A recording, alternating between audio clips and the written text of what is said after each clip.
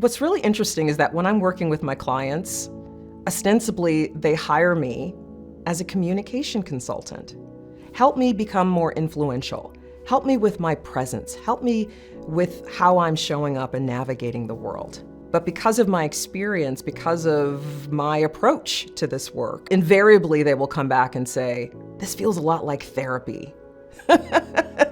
This feels a lot like therapy. And so I think as I look at who is doing this kind of work, certainly therapists are doing this kind of, this is what they do, is help people to become more self-reflective, to become more self-aware. I think what's interesting about what I do is I take that, and I'm not a therapist, but I take that therapeutic approach that comes from my undergraduate experience as a psychology major, that comes from my experiences as an actor, and I bring that into the corporate environment. I help leaders connect what they're doing with their strategy, what they're doing with sales, what they're doing with business operation, and their success at that. I help them connect that to what is happening on the inside. Their thoughts, feelings, beliefs, attitudes about themselves, about their place in the world, about their relationship to others. Some people think that presence is just about the presentation skills.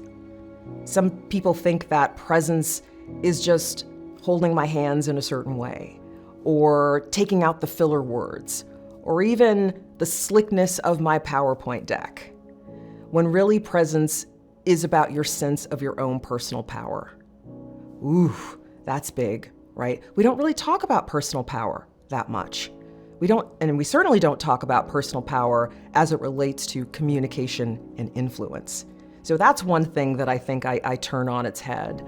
I also think my approach to personal power, I think, is somewhat innovative, because I really wanted to understand what is personal power. In order to help people develop it, you have to define it.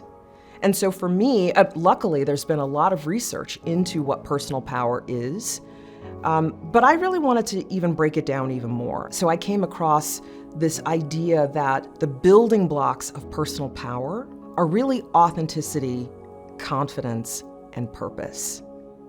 These three principles are the building blocks of personal power, because when you are authentic, when you feel confident, when you are purposeful and intentional, then you feel empowered.